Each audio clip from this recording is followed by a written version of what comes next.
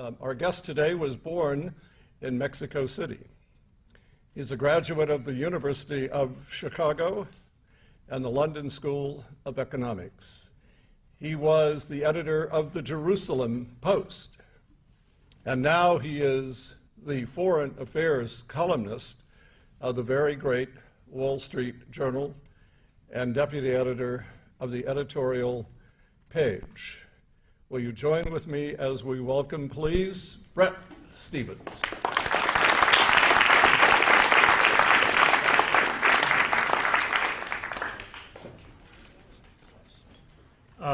Well, George, thank you for the really lovely introduction. I'm delighted to be here, although I want to, since this seems to be more or less on the record, hasten to correct you on one point. I was raised in Mexico City, but I was born in New York City, and there's a birth certificate,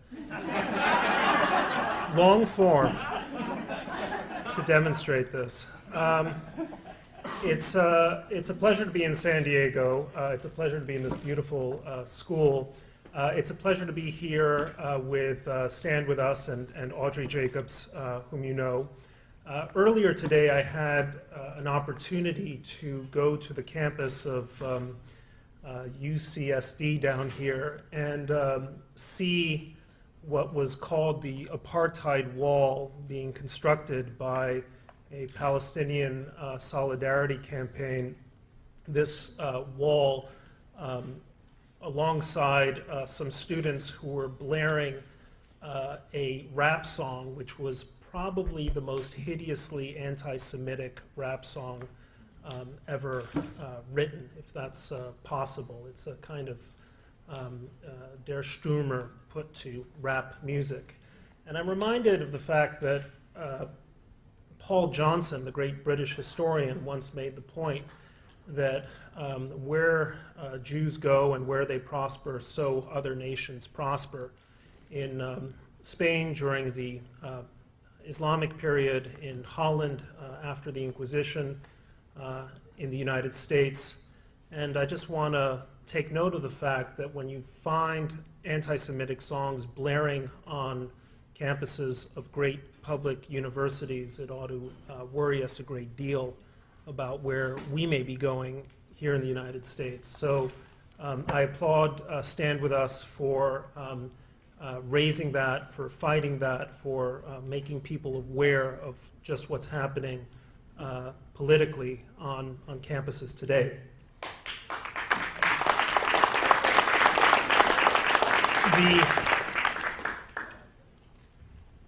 The topic of my speech is the future of capitalism, which is interesting to me, not only intrinsically, but interesting in the sense that I learned of this topic less than 24 hours ago. Small topic, you know, obviously one that is easily addressed in a short span of time. I'm reminded, though, of this wonderful exchange that Woodrow Wilson, apparently, this is, I don't know if this is folklore or true, but I'll treat it as true. Woodrow Wilson apparently had an exchange with some reporters in the Oval Office, and he said, gentlemen, if you want a 5-minute speech, give me a week. If you want a 30-minute speech, give me a few days. And if you want an hour's speech, I'm ready to go right now. So I propose to speak for about half an hour to 45 minutes and then maybe take a few questions.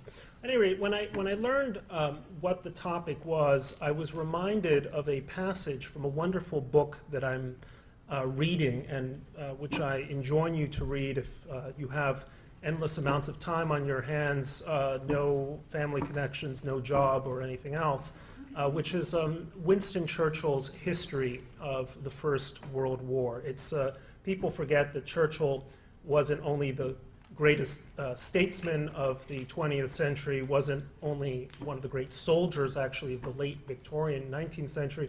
He was also one of the world's great historians, and he wrote this account, somewhat self-serving account of the First World War. He was, of course, in the head of the Admiralty for the first couple of years of the war. But there was a passage of it which I thought was very powerful, so I jotted it down, and I wanted to read it to you because I think it's apposite to what I'd like to say this afternoon. And this is a short excerpt from his description of an episode in June 1914. This is just before the war begins, when the British fleet visited its German counterparts in the ports of Kiel and Kronstadt, two German port cities. And so this is June 1914. You know, the Archduke Ferdinand is about to be assassinated. Charles Ferdinand is about to be assassinated. Mobilization will happen in August. That's when the Germans will invade France, and this cataclysm will begin. And Churchill writes, and I quote, "The finest ships of the British and German navies lay at their moorings side by side, surrounded by liners, yachts, and pleasure craft of every kind. There were races, there were banquets, there were speeches. There was sunshine. Officers and men fraternized and entertained each other afloat and ashore. Together they strolled arm in arm through the hospitable towns. The world, on the verge of its catastrophe, was very bright." Now, it's an extraordinary passage, very, very beautiful, very moving, but I think relevant to where we are today. We have been living in a period of relative global order for the past 67 years, since the end of the Second World War. That period, I mean, there's been a Cold War, there have been recessions, there have been genocides and so on, but that period has been generally pacific. It has been generally prosperous.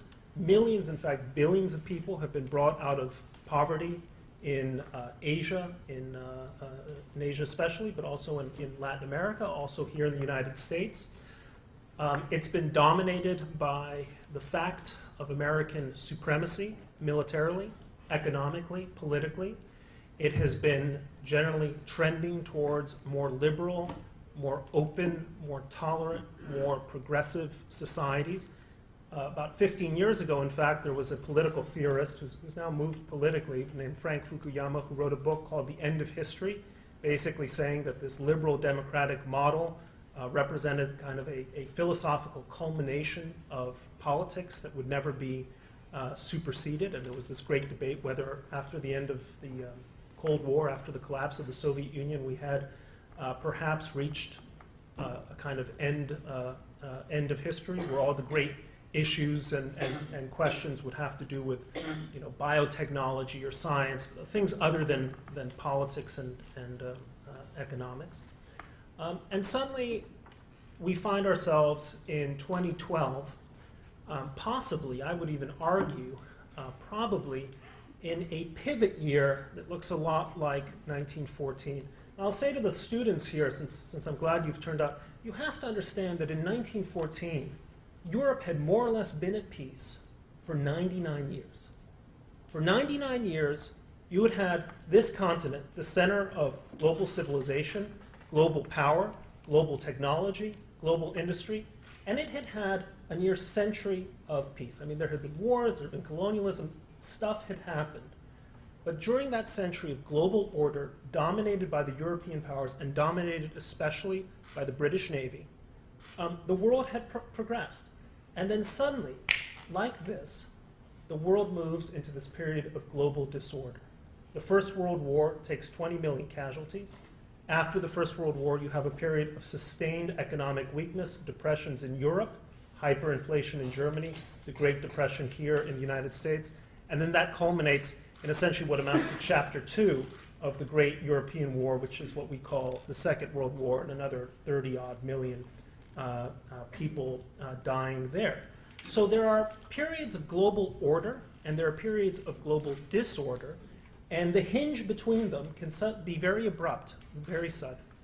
Now in 2012, we're looking at a number of what I think are pivotal events, which may also represent a kind of hinge year. And I want to just talk about what some of them may be.